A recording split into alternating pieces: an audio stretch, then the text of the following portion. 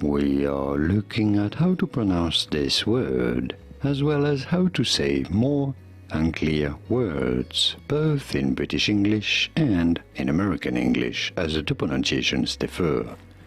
In British English, this is normally said as fierce, fierce.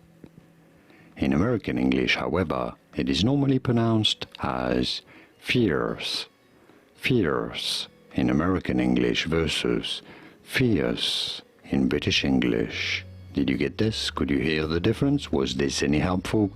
Let me know in the comments. Here are more videos on how to pronounce more words in English whose pronunciations aren't exactly always obvious.